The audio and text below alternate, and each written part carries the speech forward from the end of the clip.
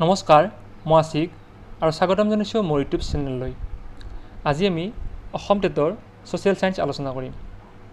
মই মোৰ যিবোৰ ভিডিঅ' বনাই যাম সকলোবিলাক ভিডিঅ' ছিষ্টেমেটিক আৰু চিলেবাছ অনুসৰি বনাই যাম। আপোনালোকে এইবিলাক ভিডিঅ' চাই উপকৃত নিশ্চয় হ'ব। তো আজি আমি ছ'চিয়েল ছায়েন্সৰ MCQ আলোচনা কৰিম। MCQৰ লগতে আমি থিয়ৰীবিলাকো যিমান সম্ভৱ হয় সিমান আলোচনা কৰিম।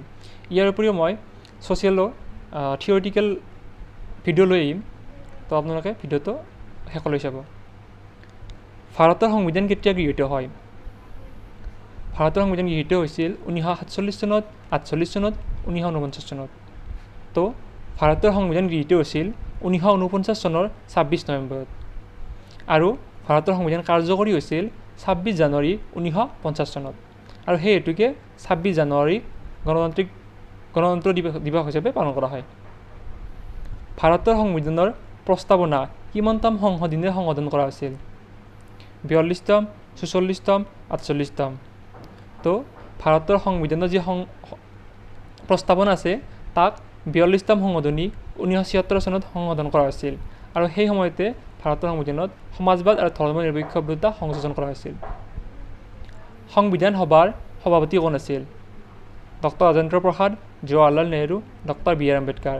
তো সংবিধান সভাৰ স্থায়ী সভাপতি আছিল ডক্টৰ ৰাজেন্দ্ৰ প্ৰসাদ আৰু ডক্টৰ ৰাজেন্দ্ৰ প্ৰসাদ ভাৰতৰ প্ৰথম ৰাষ্ট্ৰপতিও আছিল।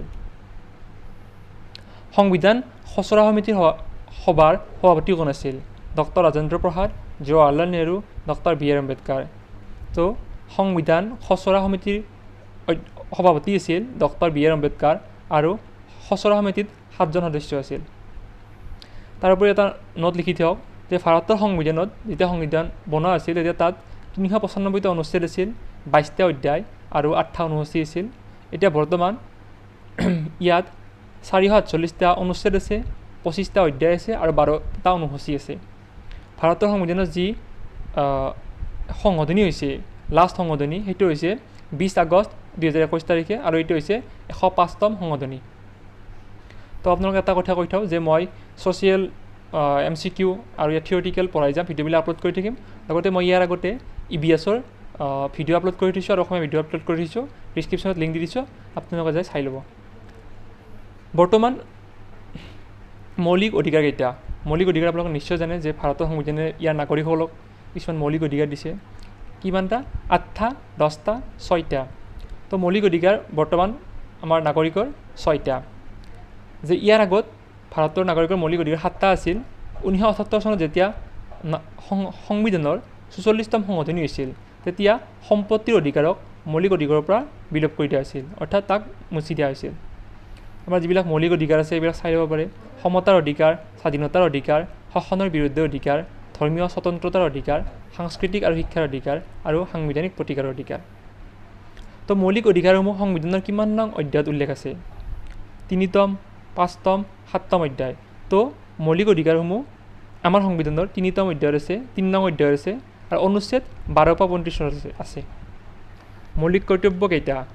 চাওক, সংবিধানে আমাক কিছুমান অধিকাৰ দিছে, সেই অনুপাতে আমাক কিছুমান কৰ্তব্য দিছে। তো বৰ্তমান ভাৰতৰ নাগৰিকৰ মৌলিক কৰ্তব্য কিমানটা? 10টা, 12টা, 11টা। তো উত্তৰটো হ'ব 11টা। আৰু এই যি মৌলিক কৰ্তব্য আমাক দিয়া আছে এইটো অধ্যায় 4 ক আৰু অনুচ্ছেদ 51 কত আছে। নিৰ্দেশাত্মক নীতিসমূহ সংবিধানৰ কোনটো অধ্যায়ত আছে? 3 নং অধ্যায়ত, 4 নং অধ্যায়ত, 5 নং অধ্যায়ত। তো নিৰ্দেশাত্মক নীতিসমূহ ভাৰতৰ সংবিধানৰ 4 নং অধ্যায়ত আছে আৰু 37ৰ পৰা 51 নং অনুচ্ছেদত আছে। নিৰ্দেশাত্মক নীতিসমূহৰ উদ্দেশ্য হ'ল পুঁজিবাদী ৰাষ্ট্ৰ প্ৰতিষ্ঠা কৰা, সমাজবাদ প্ৰতিষ্ঠা কৰা, কল্যাণকামী ৰাষ্ট্ৰ প্ৰতিষ্ঠা কৰা। তো যি নিৰ্দেশাত্মক নীতি আছে তাৰ মুখ্য উদ্দেশ্য হৈছে ভাৰতক এখন কল্যাণকামী ৰাষ্ট্ৰ হিচাপে প্ৰতিষ্ঠা কৰা। ভাৰতৰ প্ৰথম নাগৰিক কোন? প্ৰধানমন্ত্ৰী, ৰাষ্ট্ৰপতি, সংসদ। তো ভাৰতৰ প্ৰথম নাগৰিক হৈছে ৰাষ্ট্ৰপতি।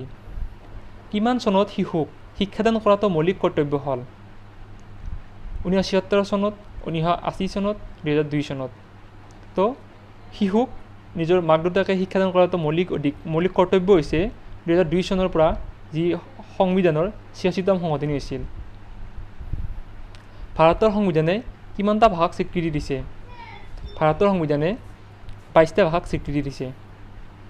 ভাৰতৰ সংবিধানৰ কোনটো অনুসূচীত স্বীকৃতিপ্ৰাপ্ত ভাষাকেইটা সন্নিৱিষ্ট কৰা হৈছে? 7ম, 8ম, 6ম। তো ভাৰতৰ সংবিধানে যি 22টা ভাষাক স্বীকৃতি দিছে সেইবিলাক সন্নিৱিষ্ট আছে 8ম অনুসূচীত। তলৰ কোনখন ভাৰতৰ পূৰ্ণ ৰাজ্য নহয়? ছত্তীশগড়, গোৱা, দিল্লী। তো ইয়াৰ ভিতৰত দিল্লী ভাৰতৰ পূৰ্ণ ৰাজ্য নহয়, কাৰণ দিল্লী এখন কেন্দ্ৰীয় শাসিত অঞ্চল। বাকী ছত্তীশগড়, গোৱা ভাৰতৰ পূৰ্ণ ৰাজ্য। আৰু দিল্লী ভাৰতৰ ৰাজধানী হৈছিল 1911 চনত।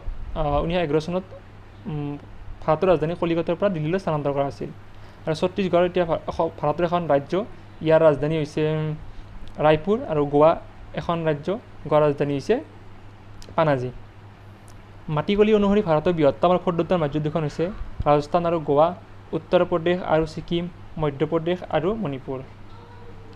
তো মাটিকালি অনুসৰি ভাৰতৰ বৃহত্তম ৰাজ্য হৈছে ৰাজস্থান আৰু ক্ষুদ্ৰতম ৰাজ্য হৈছে গোৱা।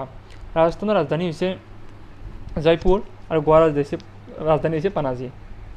আনহাতে যেতিয়া আমি জনসংখ্যা অনুসৰি চাওঁ, তো ভাৰতৰ বৃহৎ ৰাজ্য হৈছে উত্তৰ প্ৰদেশ আৰু সৰু ৰাজ্য হৈছে ছিকিম।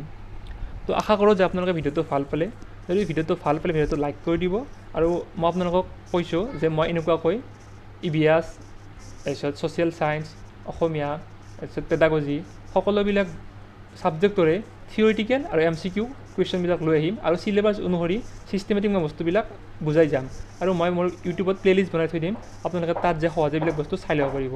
তো অনুগ্ৰহ কৰি ভিডিঅ'টো লাইক কৰি দিব, আৰু ভিডিঅ'টো যদি হয় আপোনালোকৰ বন্ধুবৰ্গৰ মাজত শ্বেয়াৰ কৰি দিব, আৰু চেনেলটো ছাবস্ক্ৰাইব কৰি দিব। ধন্যবাদ।